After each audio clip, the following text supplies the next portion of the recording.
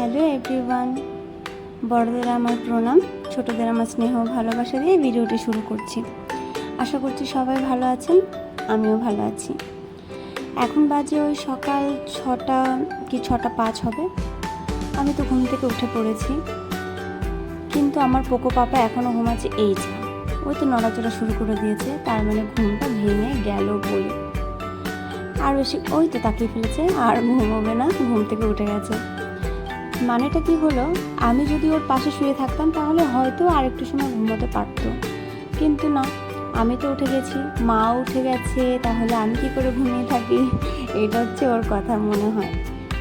কারণ বেশি বেলা করে ঘুম থেকে উঠলে তো বাইরে ঘুরু ঘুরু করা যাবে না। ওসব কথা চিন্তা করেই হয়তো সকাল সকাল উঠে পড়ে। অবশ্য আজকে আবার অনেকটা দেরি করে উঠেছে, অন্যান্য দিন আরও ভোরবেলা ওঠে। কিছু কিছু দিন তো এমন হয় 4:30টার সময় উঠে বসে থাকে, 5:30, 4:30, 4:45, 5টা এরকমই টাইমেই ওঠে।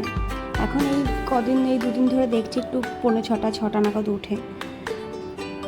তো ওর সাথে আমি একটু কথা বলে নিলাম ঘুম থেকে উঠেছে যেহেতু, ওকে আমি গুড মর্নিং বললাম। যাই হোক, যেরকম হয় আর কি।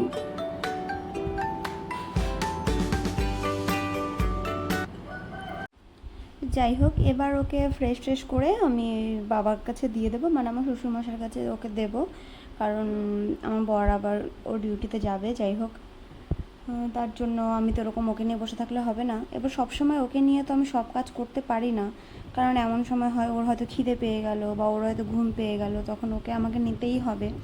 এখন যেহেতু ও সকালে ঘুম থেকে উঠেছে, এখন অনেকটা সময় থাকবে, ও দাদুর কাছে থাকবে, তাহলে ওর দাদুর কাছে দিয়ে আসি আর আমি বাকি কাজগুলো সেরে ফেলি। বাকি কাজ সারা বলতে, আমার শাশুড়ির মতো সেই ভোরবেলায় উঠেছে। উনি কটার সময় ওঠে আমি জানিও না, খুব ভোরবেলা উনি ঘুম থেকে উঠে উনি ওনার মতো টুকটুক টুকটুক করে কাজ করতে থাকে, এটা ওনার অভ্যাস। উনি মানে আমার শাশুড়ি মা প্রচুর ভোরবেলায় ওঠে, খুব ভোরবেলায় উঠে উনি ওনার যা যা কাজকর্ম আছে সেগুলো সব সেরে রাখে। তো আমি তো ঘুম থেকে উঠে আমার যে কাজকর্মগুলো আছে সেগুলো সেরে রাখছি। তো মাকে দেখছিলাম রান্নাঘরে কাজ করছে, তার মানে মার মনে হয় প্রায় রান্নাটাও হয়ে গেছে। আর তাহলে আমি ভাবলাম, সকালে হয়তো ঘরটাও একবার ঝাড় দিয়েছিল, কিন্তু তাও আমি যেহেতু বিছানাগুলো ঝেড়ে নিলাম, তাহলে বিছানা থেকে তো একটু ধুলোবালি উড়ে নিচে আসে, তাহলে ভাবলাম ঘরটা একটু কোনোরকম ঝাড় দিয়ে দিই। আর একটু পরে তো দিদি এসে ঘর মুছে দিয়ে যাবেই। এবার আমাদের বাড়িতে সামনে না একটা অনুষ্ঠান আছে, যার জন্য বাড়ির সমস্ত কিছু অগোছালো। মানে যদি কোনো কিছু গোছাতে হয় তাহলে তো সেগুলো প্রথমে আমাকে অগোছালো করতেই হবে।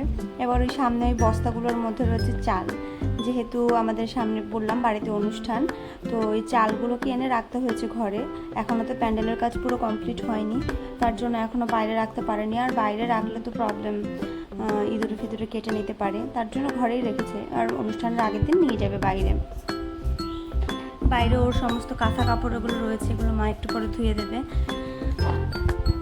আমি এবার মার কাছে যাব, গিয়ে দেখবো মা কী রান্না করলো, গিয়ে জিজ্ঞাসাবাদ করবো যে কী রান্না করলো, নাকি আর কিছু করতে হবে, নাকি কোনো হেল্প করতে হবে রান্নাঘরে। গিয়ে দেখি মা কী করছে। কী রান্না করছে?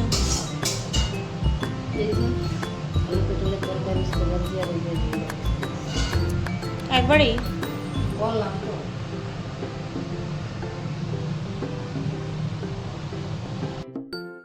দেখতেই পেলেন মায়ের কিন্তু রান্না হয়ে গেছে, কারণ আজকে যেহেতু শনিবার ছিল, নিরামিষ ছিল, তার জন্য সকালবেলা আলু পটলের তরকারি হয়েছে, উচ্ছে ভাজা হয়েছে, ঝিঙে পোস্ত করেছে। আর আমি এদিকে, ও তো টিফিনে যেহেতু ভাতটা নিতে চায় না, তার জন্য আমি রুটি করে দিই, রুটি পরোটা যাই হোক না কেন। তো আমি আটাটা মেখে নিয়েছিলাম, আর তাহলে রুটিটা করে দিই। মা বাইরে চলে গেছে, মার রান্নাঘরে কাজ হয়ে গেছে, বাইরে চলে গেছে। আর পুচুটা কিন্তু এখন ওর দাদুর কাছেই আছে। আর ওর একটা অভ্যাস হচ্ছে, ও কিন্তু ঘুম থেকে ওঠার ঠিক 1.5 ঘন্টা 2 ঘন্টা বাদে ওর আবার ঘুম পেয়ে যায়। আমার মনে হচ্ছে ওর আবার ঘুম পেয়ে যাওয়ার টাইম হয়ে গেছে প্রায়। কান্নাকাটি করার আগেই আমি তাড়াহুড়ো করে রুটিগুলো করে নিচ্ছিলাম।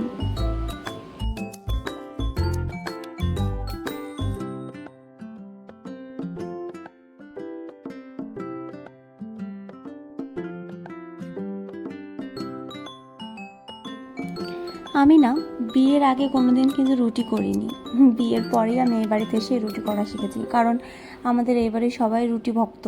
মানে সকাল রাত দুবেলা রুটি চাই। তার জন্য আমাকে আর কিছু না পারলেও অন্তত রুটি করাটা শিখতে হতো।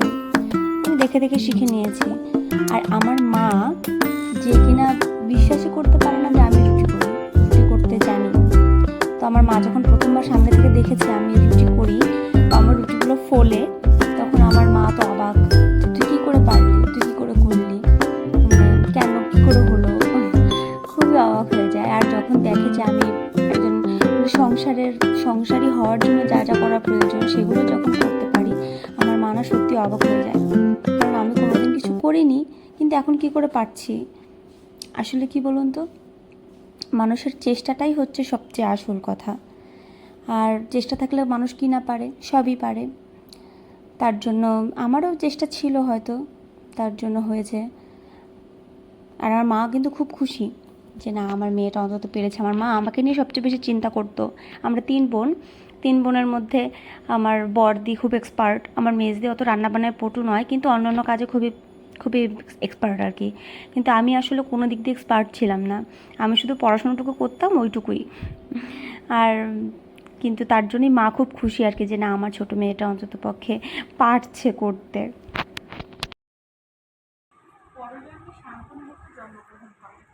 তিনি ছিলেন অত্যন্ত সুদর্শন, সর্বদা আলস্য ত্যাগ করে ধর্মচরণ করতেন এবং সত্যবাদী ছিলেন।